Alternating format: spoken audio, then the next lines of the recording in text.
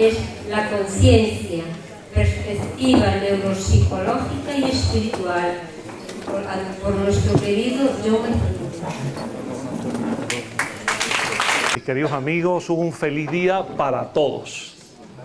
Quiero, en primer lugar, extenderle mi abrazo fraterno y mis deseos porque se encuentren perfectamente bien y a gusto en este evento. Naturalmente, quiero agradecer a Rosa, nuestra querida Rosita Outeriño, a todo el comité organizador, a quienes están tras bastidores voluntarios trabajando, porque este ha sido y va a culminar como un magnífico evento espírita.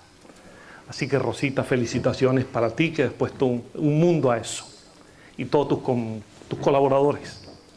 Y agradecerte, Rosita, la invitación. Bien, mis amigos, el tema propuesto para este congreso desde el primer momento me pareció estupendo. La aportación del espiritismo a la evolución consciente. Un magnífico tema. Y ha sido desarrollado ya en parte por los expositores anteriores y los que vendrán luego. Y pues en esa línea, uno de los aspectos fundamentales a examinar es el de la propia conciencia. En esa línea específica, ayer escuché la exposición de mi querido amigo Antonio Lledó, que precisó algunos conceptos básicos que para los espíritas, para todos en general, pero para los espíritas es importante tener claros. Yo voy a reiterar y ratificar, quizás apuntar algo más a esa magnífica exposición de Antonio, pero les ruego que cuando vean esto posteriormente editado, le pongan atención a esa exposición, porque colocó el tema donde, en mi opinión, debe estar. Nos interesa mucho tratar de entender qué es la conciencia. Nos interesa mucho saber, en líneas básicas, no somos científicos, qué se presenta en el mundo contemporáneo como conocimiento de la conciencia. Y nos interesa muchísimo saber cómo podemos insertar la visión de Kardec en su tiempo, hoy en día actualizada, a este estudio fundamental de la conciencia. Yo comienzo por decirles, casi como una paradoja, que a pesar de los múltiples estudios, desde las ciencias biológicas, desde la neurología, la medicina, la psicología, la psiquiatría, hasta las disciplinas físicas que se ocupan de la conciencia, al día de hoy, podríamos, sin exagerar, decir que no sabemos lo que es la conciencia. Y se podría decir incluso que no hay un consenso, que es un término muy de la academia, no hay un consenso sobre la definición que satisfaga a todos de la conciencia. Claro, sabemos cosas que son de conocimiento general y aceptación general. Por ejemplo, una de las cosas fundamentales que todos tenemos claro es la diferenciación entre la conciencia psicológica de la conciencia moral. Esto es un punto pacífico en el conocimiento actual, porque la conciencia psicológica es la comprensión del autorreconocimiento y del reconocimiento de que estamos en un mundo con los demás. La conciencia psicológica nos dice, somos, sabemos que somos, y el percatarse de ello es lo que nos permite ser y también nos permite estar en el mundo, sabiendo que estamos, sabiendo que nos comunicamos. Entonces, todos los procesos perceptuales de reconocimiento tienen que ver con lo que es la conciencia psicológica y todos sus alcances en el pensamiento, en el lenguaje, en las emociones, en los sentimientos, en la valoración del conocimiento también en general. Pero allí no se agota la conciencia, tiene su perspectiva moral. Llamamos conciencia moral a aquella que nos ubica en una tabla de valores. Casi me permito decir que para todos en el mundo recordado Walt Disney lo representó muy bien ese concepto en la figura de Pepe Grillo.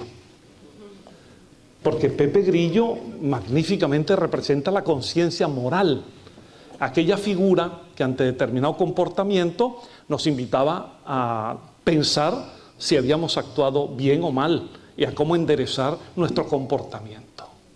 Entonces, esta diferenciación entre conciencia psicológica y conciencia moral está clara. Ahora bien, estamos dentro de un modelo de pensamiento, el modelo dominante, el paradigma dominante, de acuerdo con la visión de Kuhn, un paradigma que es el que está generalmente admitido en el mundo del pensamiento, donde nosotros somos casi un gueto, un rincón, si es que estamos allí. En ese paradigma dominante, la visión materialista, fisicalista y organicista es la predominante, por lo menos del mainstream, del equipo del pensamiento que domina nuestra cultura. Y ese es un paradigma que tiene unas premisas básicas en las cuales no me detengo ahora. La no necesidad de Dios como fuerza creadora, la materia como realidad sustancial, la vida como un epifenómeno y producto de la organización y dinámica material, y por lo tanto la muerte como un proceso dentro de la misma vida que significa la extinción de ella en tanto mantenimiento de la individuación y particularmente de la conciencia. La muerte como extinción de la vida y por lo tanto de la conciencia. Esa visión materialista, cuando la aplicamos al estudio de la conciencia, tiene una base esencial en lo que hemos titulado en la conferencia la perspectiva psiconeurológica o neuropsicológica. ¿Por qué? Porque lo que domina en el pensamiento científico actual, lo que predomina en las academias, lo que predomina en las revistas de estudios generales, es el modelo que establece una relación causal entre el cerebro y la mente. Ese es el modelo justo que predomina.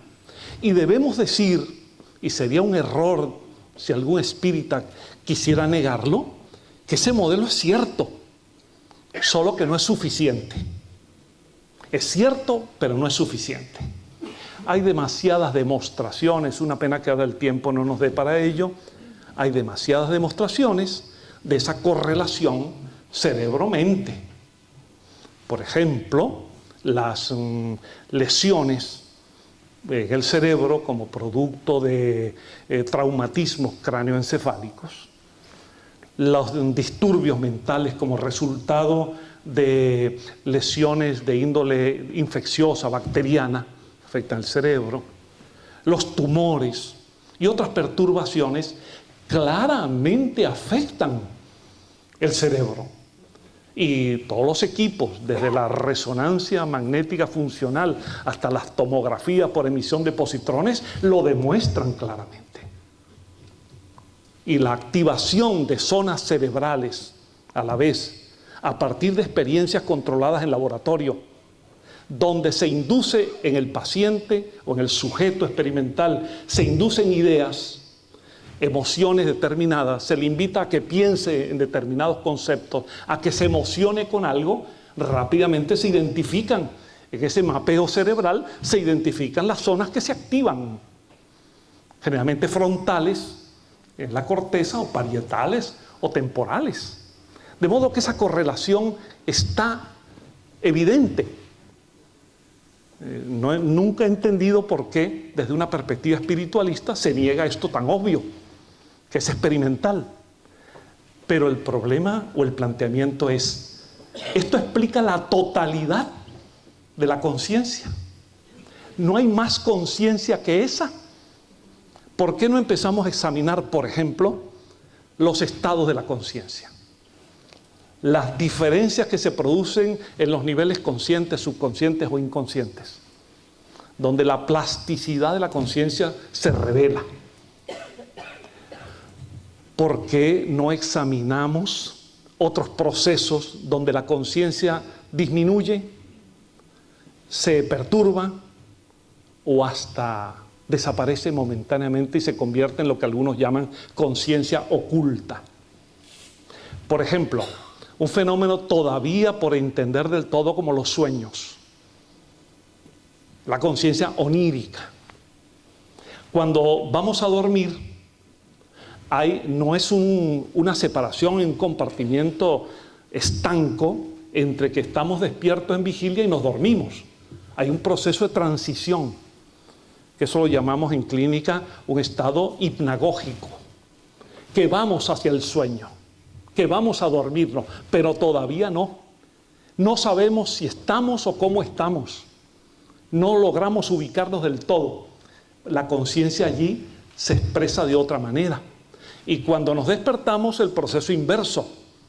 No es, salvo a veces que hay una ruptura, nos despiertan bruscamente, pero generalmente hay una transición en un estado que llamamos hipnopómpico, en que nos vamos despertando y todavía no sabemos si estamos aquí, dónde estamos, dónde hemos dormido.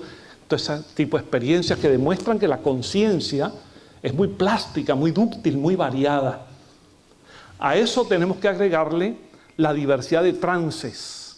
Por ejemplo, los trances hipnóticos, los trances sonambúlicos, los trances mediúmnicos, los estados paranormales. Todo ese mundo diverso nos revela una conciencia que va más allá de la localización cerebral. Lamentablemente, el paradigma dominante, con sus virtudes, tiene defectos terribles. Un paradigma, el materialista, muy severo, que pontifica en las universidades. Allí lo hemos sufrido muchos. Pontifica. El que se aparta del paradigma es execrado. Es considerado productor de pseudociencia. Y frente a ello hay incluso evidencias, que yo por razón del tiempo voy apenas a mencionar, evidencias importantes que revelan que se trata de un paradigma con sus virtudes, repito, pero que al mismo tiempo limita demasiado. Se da el caso, hay una buena bibliografía moderna de médicos en distintas especialidades, psicólogos, psiquiatras, neurólogos, biólogos, físicos, que han debido esperar a jubilarse para publicar lo que estudiaron durante 20 o 30 o 40 años de su vida. Lo cual revela un paradigma agresivo. Porque un científico que está observando, un médico que está observando pacientes y fenómenos determinados, ¿por qué tiene que esperar a jubilarse para poder hablar, explicar, publicar un trabajo científico o publicar un libro? Para enfrentar el estigma de un modelo que el que no está dentro de él está execrado del pensamiento científico y es considerado pensamiento supersticioso. Casi es una inquisición. A pesar de ello, se avanza. En la perspectiva neuropsicológica definimos la conciencia, y esta es una expresión que intenta satisfacer a muchos. Se define la conciencia como el conjunto de experiencias subjetivas que emergen del funcionamiento, de la interacción, de la integración y de la coordinación de unas 90.000 millones de neuronas que tenemos en el cerebro. 90.000 millones. Es la cifra estimada, eso puede variar, pero en torno a esa cifra, la integración y coordinación de ese proceso neuronal es el que da la experiencia subjetiva de ser, de pensar, de estar, de ubicarnos y de reconocernos. Ahora, esa definición tropieza con experiencias concretas humanas en pacientes o en investigaciones con personas que van a los laboratorios. Ese paradigma se encuentra en dificultades ante situaciones que ya han llamado la atención a aquellos que se atreven a desafiar el paradigma, que de acuerdo, según Kuhn, son los que lograrán al fin y al cabo que el paradigma cumpla su ley, que es emerger, dominar y ser sustituido por un nuevo paradigma. Por supuesto, eso puede durar mucho tiempo, pero ese es el proceso. La visión materialista y fisicalista ha sido impugnada por numerosos investigadores, tan científicos como los que defienden lo contrario. La relación hoy podría ser larga, pero yo apenas quisiera referirles algunos nombres básicos. En el siglo XIX, William James, que creó la corriente del pragmatismo, fue un psicólogo muy respetado en los Estados Unidos, que se atrevió a desafiar la ciencia de su tiempo, y ante una medium extraordinaria, la señora Eleanor Piper, fue capaz de investigar sus manifestaciones de entidades espirituales que se expresaban a través de ella, y publicó libros, por cierto, sobre variedades de las experiencias religiosas, llamó él en su tiempo. Y decía él que la señora Piper, como medium, le había comprobado la inmortalidad espiritual y el fenómeno de la mediumnidad. Pasando los años, no podríamos dejar de mencionar a Carl Gustav Jung, que fue mencionado también por algunos expositores anteriores.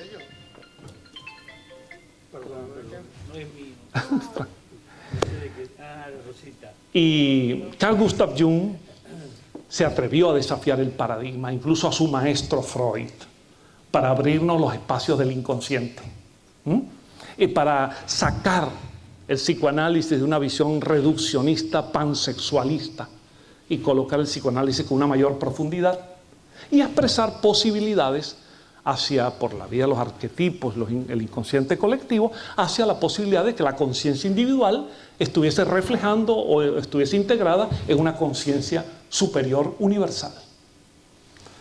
Otra figura muy importante a mencionar, en 1975 apareció el libro del doctor Raymond Moody, filósofo y médico, y el libro que fue un bestseller acerca de la vida después de la muerte y las experiencias cercanas a la muerte. Abrió todo ese camino que hasta el día de hoy, si me permiten la expresión, es una piedra en el zapato para los que adoptan el paradigma materialista.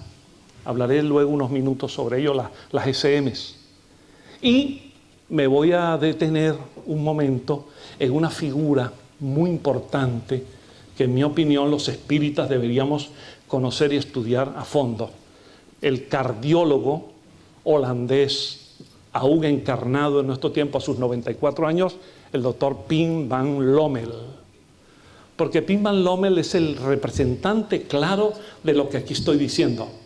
El cardiólogo respetado que se atrevió, aunque le costó 20 años de espera, se atrevió a desafiar el paradigma y presentar un trabajo que fue tan bien hecho conforme a los estándares científicos que la revista médica de Lancet, sería algo así como el bisturí, la revista médica en 2002 de Lancet lo tuvo que publicar.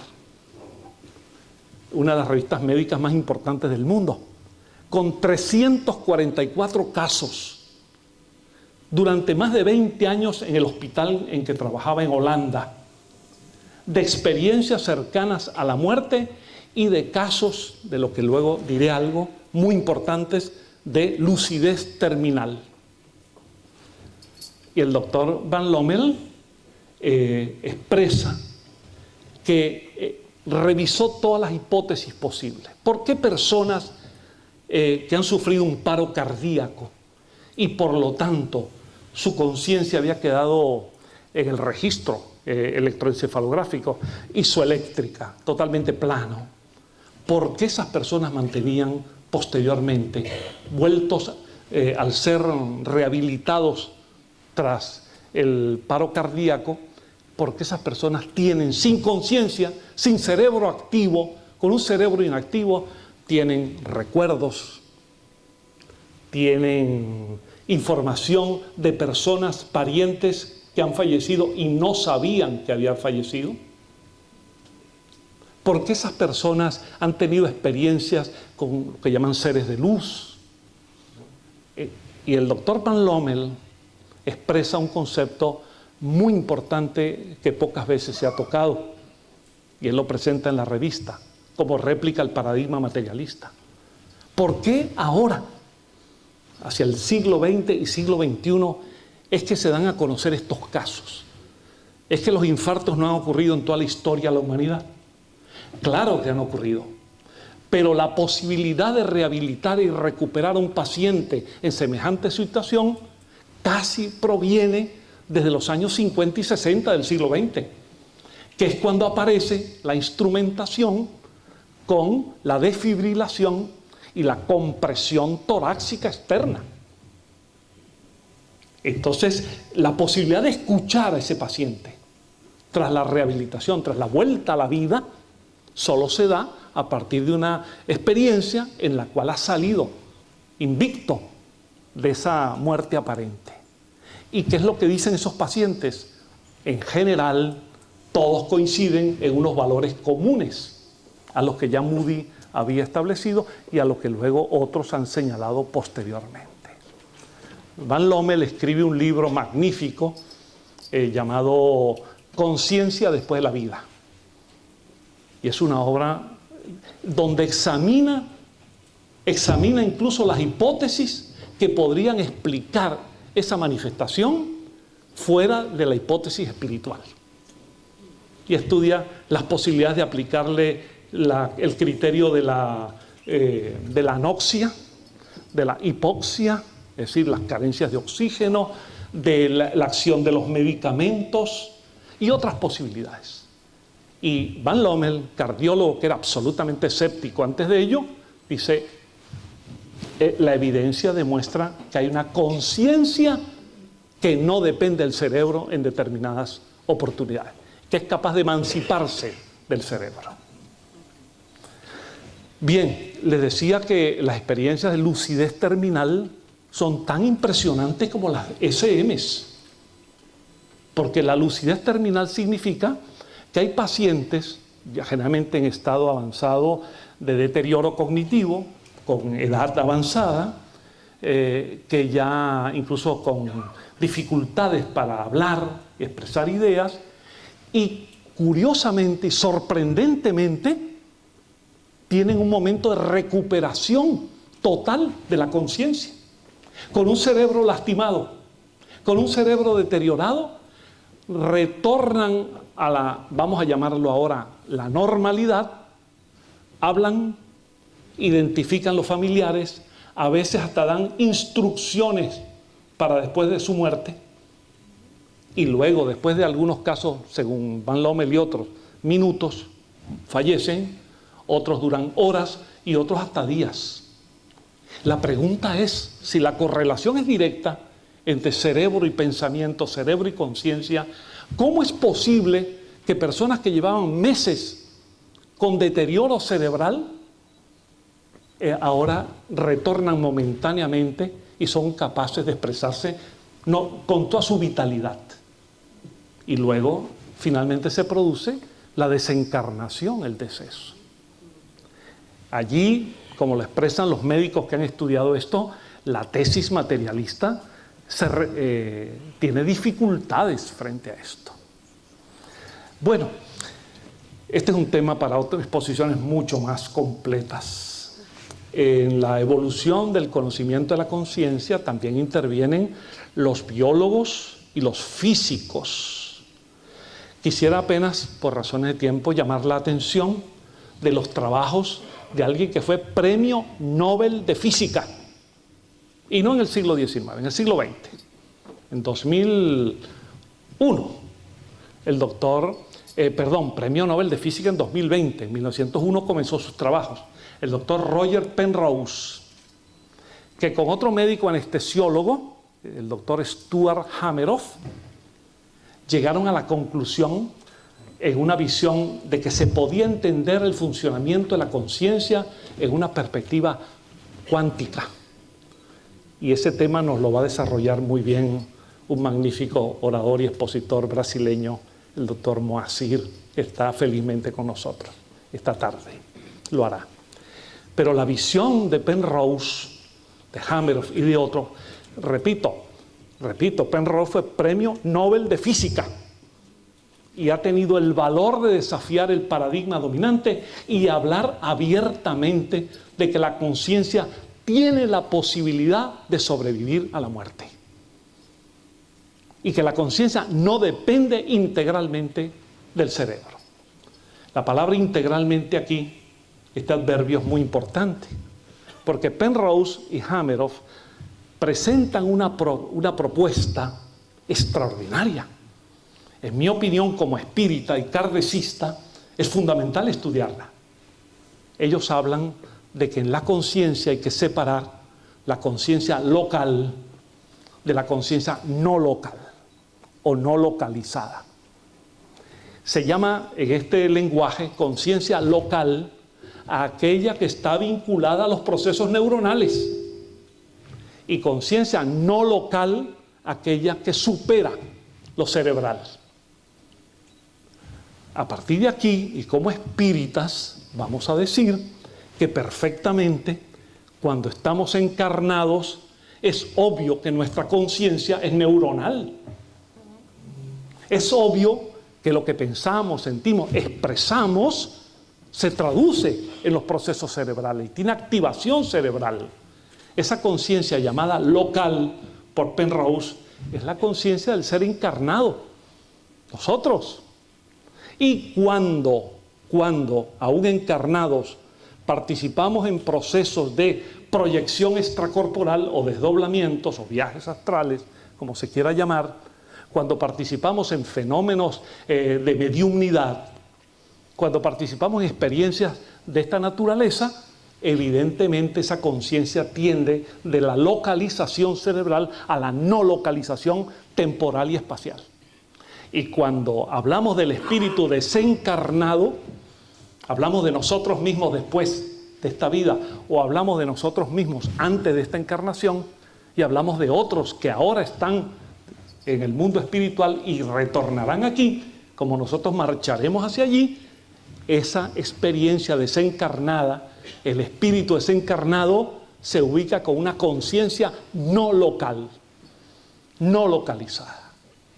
De modo que es perfectamente compatible los modelos propuestos por físicos como Penrose, premio Nobel de Física, no hay que olvidarlo para que no sea desechado por los dueños de los paradigmas, y plantearnos la posibilidad de que la visión espírita, debidamente actualizada en el lenguaje, por supuesto, debidamente colocada en términos de hoy, con la base de Kardec, permite ubicar ese paradigma con la visión espírita. Como yo le tengo miedo a Rosita, yo quiero que Rosita me diga cuántos minutos me quedan. Le tengo miedo por cariño, claro. Pero allí donde la ven, esa muchacha de Ourense es implacable. Te quedan un cuarto de hora. ¡Ah! ¡Qué maravilla! ¡Qué maravilla! Bueno, de modo, mis queridos amigos, que la posibilidad de integrar el conocimiento científico actual con la visión espírita básica, con las debidas actualizaciones, es perfectamente legítima. Y por ello le digo a mis amigos, a quienes participamos del pensamiento espírita, que no nos dejemos arrinconar ni con teorías de orden materialista y atea, no nos dejemos arrinconar incluso con lenguajes rebuscados. Hemos leído por allí alguna que otra obra, no vamos a citar autores, pero andan por allí, donde se están vendiendo muchos libros en nombre de la supraconciencia. Cuando leemos esos libros con su aporte, con su contribución valiosa, nos damos cuenta que la palabra ha sido creada simplemente para decir lo mismo que expresó Kardec y el espiritismo, el espíritu, pero darle la palabra de la supraconciencia. cuando se entra en el estudio de estos trabajos nos damos cuenta que todas las características del espíritu como ser inteligente, viviente, todas ellas están expresadas en la supraconciencia. Pero es cómodo, para evitar dificultades académicas, es cómodo no llamarlo espíritu. Y se llama supraconciencia. Pero no nos dejemos impresionar, porque lo sustantivo es el contenido. Bueno, mis amigos, a partir de todo esto, que es un breve racconto, como dicen nuestros amigos italianos, yo me voy a permitir hoy, y quiero dejarles 4 líneas de pensamiento sobre la conciencia, para que sean desarrolladas. 4 ideas claves. Primero, el espíritu es la conciencia, o por lo menos su función definitoria. No tiene sentido hablar del espíritu si no estamos hablando de la conciencia, porque si no, ¿de qué hablamos? José Arroyo recordaba muy bien esa frase. Tengo un espíritu. No, yo no tengo un espíritu, soy un espíritu, lo que tengo es un cuerpo. El espíritu es la conciencia. Quiero decirle, con todos sus estados modificados, expandidos, alterados, saludables o patológicos, el espíritu es la conciencia. Y en este punto me voy a permitir hacer una sugerencia a quienes estén interesados en profundizar en una obra clásica del espiritismo que hoy en día las nuevas generaciones leen poco, pero que fue un impacto inmenso en los años 20 del siglo pasado, del médico francés Gustave Gelley. Gelley publicó una obra que impactó en la metapsíquica, en la investigación psíquica inglesa, en la metapsíquica francesa y luego en la parapsicología. Y por supuesto en el espiritismo, porque él era un espírita, aunque explícitamente no se definía de esa manera.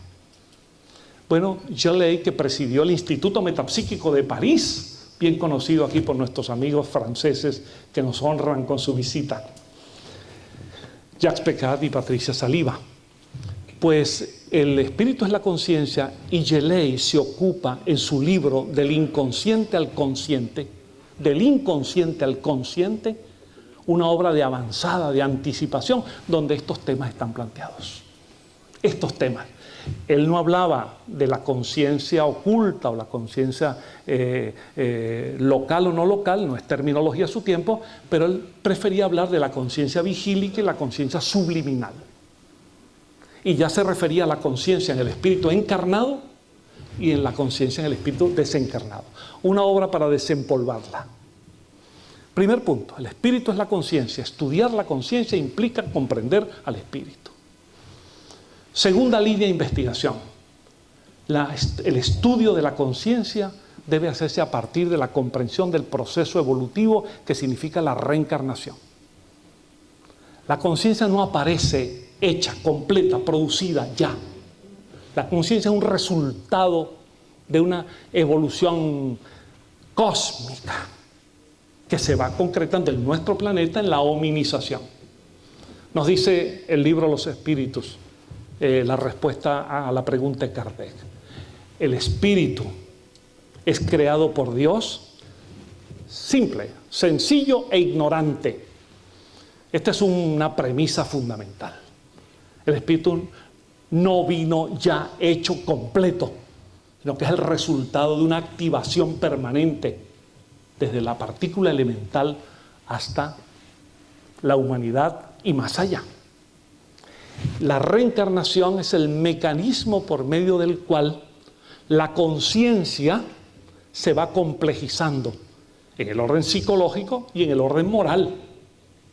Por lo tanto, comprender la conciencia en el contexto de la visión espírita es comprenderla a la luz del proceso de la reencarnación. Tema sobre el cual, igual que la conciencia, hoy en día tenemos una enorme bibliografía, más allá de las fronteras del espiritismo, más allá, relativas a los conceptos que confirman en buena medida la reencarnación. Tercera línea de investigación muy importante para la visión espírita, y hay que desarrollarla más. La conciencia y sus estados modificados no son estados patológicos. La mediunidad no es una enfermedad. La paranormalidad no es una alteración para personas disociadas o psicóticas. Hay que insistir, y esta, por supuesto, fue la orientación básica de Kardec en el libro de los Espíritus, en el libro de los Médiuns y en sus demás obras, que las manifestaciones mediúmnicas, las manifestaciones anímicas, de las cuales Kardec también habló en el libro Los Médiuns acerca del rol del médium en las comunicaciones, todas esas manifestaciones que permiten la integración y la interacción entre dos dimensiones, dos conciencias, la encarnada y la desencarnada, todas esas manifestaciones son saludables. El espiritismo ha sufrido mucho y las acusaciones de patologizar con los médiums, y no solo de las academias y de la ciencia, no solo de las iglesias con sus demonismos, sus teorías diabólicas, satánicas, sino también de los esoterismos. Esoterismos que ahora por respeto no mencionamos, pero que nos hablan de que en la mediunidad lo que se manifiesta patológicamente son larvas astrales, cascarones vacíos, residuos del periespíritu y otras teorías que escapan a la comprensión de la mediunidad. Todo el que ha tenido la oportunidad de estar en una mesa mediúmnica, todo el que ha tenido oportunidad de presenciar a un médium parlante, escribiente o de cualquier facultad intelectual o a veces física, sabe que esa persona fuera del trance es nuestro amigo del otro barrio o de la calle de allí, o de la persona que va al centro espírita, que tiene su familia, que tiene su trabajo, que no tiene ni que pasa un test de coeficiente intelectual perfectamente bien. ¿Qué clase de enfermedad podría ser una que por el hecho de ser medium significa que está en un proceso degenerativo o con lesión cerebral que nunca se ha encontrado? Y cuando alguna vez, al contrario, se ha tenido por petición familiar, se ha tenido que ayudar a un paciente interno en un psiquiátrico, y cuando vemos que las señales o síntomas revelan que podría tener una explicación distinta a la esquizofrenia o una psicosis maníaco-depresiva, y cuando hay la posibilidad con el consentimiento de la familia de traerlo al proceso mediúmnico y recuperarlo, nos damos cuenta que es un error colocarlo en, como lo ha hecho el último modelo del Manual de Desórdenes Mentales de la Asociación Americana, que ha abierto ahora, el DSM-6, ha abierto un capítulo para trastornos obsesivos y desórdenes espirituales dentro del paradigma materialista. Pero repito, todo el que ha tenido relación con médiums sabe al respecto. Y en nuestras instituciones, aquí está Yolanda Clavijo, directora de CIMA, sabe que en nuestra historia de casi 70 años en el movimiento espírita, tenemos cientos de personas que estaban catalogadas de enfermos mentales, paranoicos y esquizofrenios. Los propios psiquiatras nos pidieron que los atendiéramos con un modelo diferente y fueron recuperados para la vida normal. Es muy importante enfrentar la patologización de los estados alterados de conciencia, porque eso implica también considerar a los místicos, a los que están en éxtasis, al chamanismo y a otros procesos, considerarlos bajo la categoría diagnóstica de enfermos mentales. Y eso significaría perdernos la posibilidad de comprender a personas que en sus estados espirituales se han conectado con el misterio, con la divinidad, con lo espiritual, considerarlos como trastornados mentales, como muchas veces se ha dicho de figuras como el propio San Francisco de Asís. De modo que este es un tema importantísimo. Y la cuarta línea de investigación tiene que ver con el tema del Congreso. La aportación del espiritismo a la evolución consciente. Ya aquí evolución consciente entra más en la conciencia moral. Porque, ¿qué significa evolucionar conscientemente? La reflexión es esta. Todos evolucionamos. Unos más rápido, otros más lento. Pero nuestro destino histórico y espiritual es la evolución. no estancarnos, no quedarnos en el mismo sitio. Eso es contrario a las leyes de la dinámica universal. Pero ¿qué significa evolucionar conscientemente? Que ese cambio, en lugar de solo ser movidos por el determinismo de las fuerzas ajenas a nosotros, ese cambio lo protagonizamos con nuestros propios procesos. Evolucionamos conscientemente. Y si me permiten, para finalizar, les digo que una buena imagen de esto, para mí, sería esta. Supongamos el ser humano en general subiendo por su proceso evolutivo en varios peldaños. Diríamos que hay un peldaño inferior ya de los primordios de la hominización y que lamentablemente por atavismo lo mantienen personas todavía en nuestro tiempo. Ese peldaño en el cual la vibración de algunas personas sigue siendo hacia el daño, hacia el mal, hacia lastimar a los demás, llegar incluso al crimen sin el pepito grillo que le diga que eso está mal, sin remordimiento. Actúan mal, están en ese proceso de ensimismamiento. Con la evolución reencarnatoria van a otro peldaño.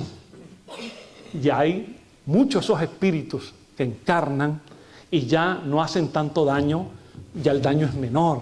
La maledicencia, envidias, rencores, molestias con otras personas, pero ya no llegan a lo grotesco de lo anterior. Han dado un paso grande, como Armstrong, un paso grande. En otro peldaño superior están aquellos que ya no hacen el mal. Su conciencia moral les ha recordado que no hay nada de malo en ser bueno y que vale la pena actuar bien, pero lo limitan a un espacio reducido cuando es posible. Hacen una obra de caridad cuando hay tiempo, o de lo que me queda, de lo que me sobra. Está bien si lo miramos hacia atrás, pero falta mucho en la evolución. Si seguimos avanzando, hay el peldaño de aquellos que hacen el bien y lo hacen muy bien, pero esperan gratificación, esperan que se les reconozca. A ellos se dirigió Jesús diciendo: aquellos fariseos que primero se cercioraban de que los estuvieran viendo para en ese momento dar la limosna, o no se lavaban la cara para demostrar que habían ayunado. Hacen el bien, pero esperan ser reconocidos. Se sienten mal si no se les reconoce. Se sienten como aquellos médiums que estuvieron con Kardec, que rechazaron que Kardec nunca los mencionara quiénes eran, ni en la revista espírita los ponía con la inicial de sus apellidos, y les molestaba. Eran buenos médiums, pero incómodos porque Kardec no los mencionaba. Porque, amigos, el modelo de Kardec fue el de que los médiums son intermediarios, el producto es de los espíritus. A diferencia de otros modelos espíritas contemporáneos en otros países, de los que no quiero acordarme ahora, donde el modelo es elevar al médium, glorificarlo, convertirlo en una figura excepcional y casi indiscutible. Kardec recibió presiones porque no mencionaba los nombres de los médiums. Y no finalmente, pero para esta exposición, están aquellos que la comprensión de su conciencia les dice: hay que hacer el bien por el bien mismo. Jesús, Buda, Pitágoras y tantos otros de antes y de ahora nos han enseñado ese camino. Evolución consciente significa, por lo tanto, amigos míos, que más que en la etapa anterior, la escuela del dolor impulsa la evolución. Como tu conciencia moral no te da suficiente, el dolor te enseña y el sufrimiento te enseña. Pero en etapas posteriores aprendes por la escuela del amor, la ternura, la compasión, la caridad. Los espíritas que estamos por allí tenemos que, a la luz de esta imagen, decir: ¿por dónde ando? ¿Cómo puedo hacer yo, desde la comprensión espiritualista y espírita, cómo puedo hacer yo para avanzar mis peldaños? ¿Qué debo hacer? ¿Qué debo modificar? Todo lo que hagamos en esa dirección es evolución consciente, que no estemos sometidos solo a los determinismos biológicos, espirituales, sino que estemos sometidos sobre todo a los dictámenes de nuestra propia conciencia autónoma.